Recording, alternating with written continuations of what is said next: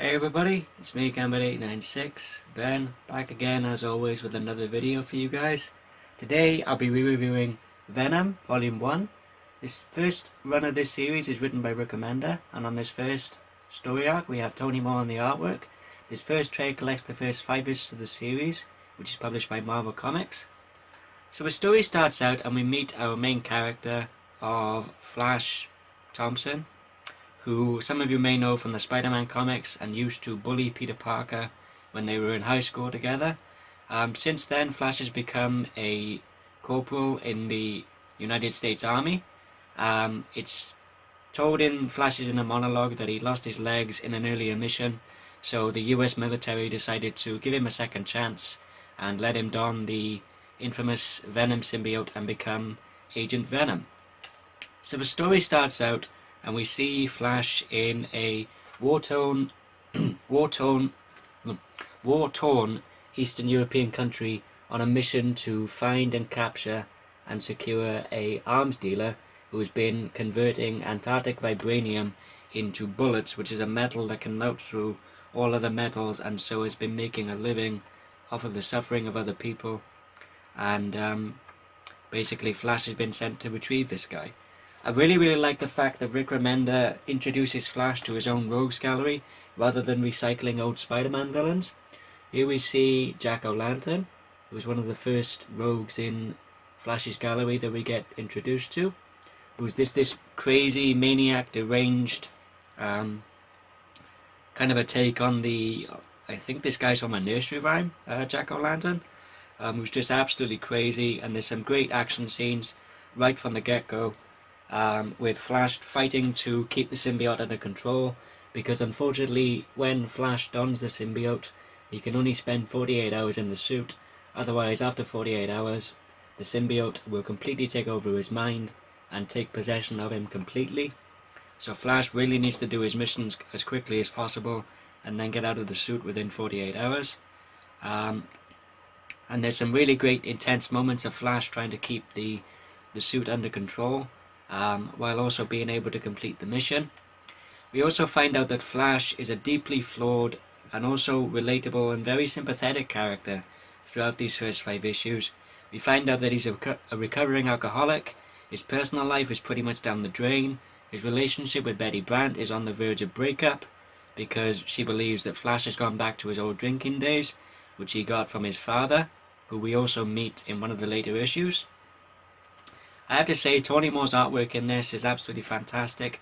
You may know Tony Moore from, he's currently doing the first 6 issues of the new Deadpool series under the Marvel Now initiative by Brian Posehn and Jerry Dugan. He's the artist on that particular series. Rick Remender you'll know from, from Venom, from Uncanny X-Force and Uncanny Avengers. And Rick Remender is definitely one of my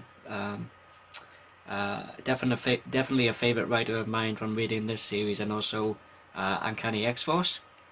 There's some great inner monologue moments between with Flash, as he's always battling with the symbiote, because Rick Remender really characterizes both Flash and the Venom symbiote to be 2 completely separate characters in this.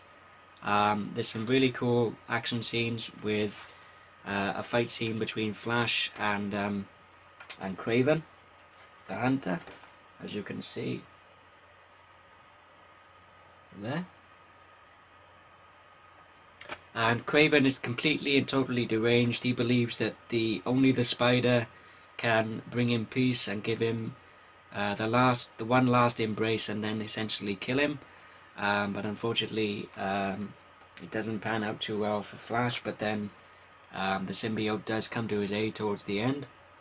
There's a really cool, again, another cool fight scene of Flash taking down some thugs who are running another vibranium manufacturing factory, as you can see there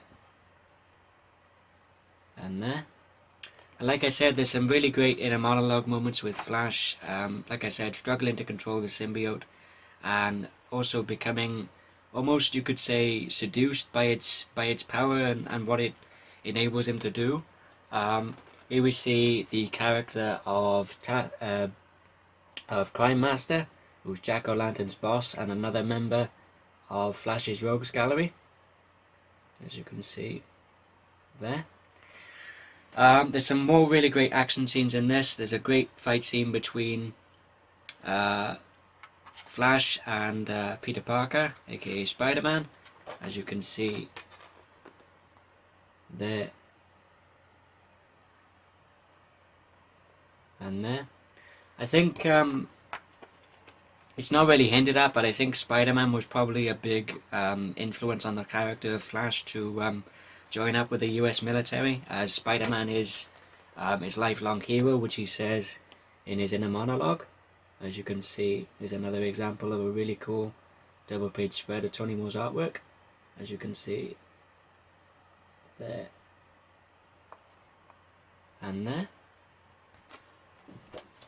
I have to say though, I think it's probably intentional on the part of Rick Remender, but Spider-Man during the fight scene and after the fight scene with Flash, or Venom, whatever you wish to call him, comes across as a bit of a douchebag, but then again, it might have been an intentional part on the part of Rick Remender to write Spider-Man in that way. And then with issue number 5, we get the introduction of another of Flash's Rogues Gallery, which is the Human Fly, as you can see there. There's also another really cool action scene between Flash and the Human Fly. I'll just show you an example of, again, some of the action scenes in this, as you can see there. I really like the fact that the Human Fly thinks that Flash or Venom is Spider-Man, and he says that if I was Spider-Man, I would have delivered a dozen really cool quips by now, but I'm not, so I'm obviously not Spider-Man, as you can see there. And in issue 5, we also find out that Flash has a less than loving relationship with his father, who used to beat Flash when he was a kid, and also passed on his alcoholism habit onto Flash as a kid. So we see that these two have a less than loving relationship with one another, and there's a really great scene of Flash actually finding his father after being out on a night on the town, so to speak. There's a really great scene in Flash's inner monologue where he's saying, you know, I should pay this guy back for everything that he's done to me in the past, and everything he put him through as a kid, but then, you know, he doesn't, which proves to us, the reader, and also shown by Tony Moore in his artwork, that Flash is not his father and doesn't want to redo the same mistakes, as you can see there and there. Like I said, Flash is he's a very deeply flawed character, but at the same time he's very relatable and very sympathetic and very rudimentary, in the respect that you're actually rooting for him to win against the bad guys during these first 5 issues. The writing in this by Rick Remender is absolutely fantastic, equally on par with Tony Moore's equally fantastic artwork. If you're a fan of Rick Remender, if you're a fan of Tony Moore, if you're a Marvel fan, or if you're looking for a different Spider-Man related title to pick up, I definitely recommend that you check out Venom. The first run of the series is written by Rick Remender, which goes up to issue number 22, and then after 22 is when Colin Bunn takes over. I do have Venom volumes 2 and 3, which are the Circle of 4 and the Savage 6 storylines, which collect the rest of Rick Remender's run before Colin Bunn took over the title. I will definitely be checking out Colin Bunn's run, as I've heard really good things about Colin Bunn on the title after Rick Remender left with issue number 22. Also, another different Spider-Man related title that I also highly recommend is Scarlet Spider, Volume 1, Life After Death, which collects the first 6 issues of the series, written by Chris Yost, and this first volume has Ryan Stegman on the artwork. I've already done a review of this particular trade on my channel, so if you guys want to check out my review of the Scarlet Spider, Volume 1, Life After Death, I'll leave a link below in the description if any of you guys are interested.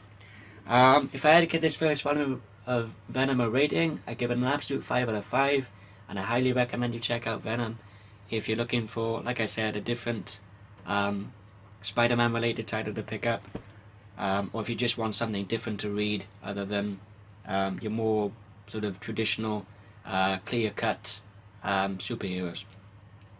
And that about concludes this review video, guys. Thank you everybody for watching. Hope you all enjoyed this video. If you did, give it a thumbs up.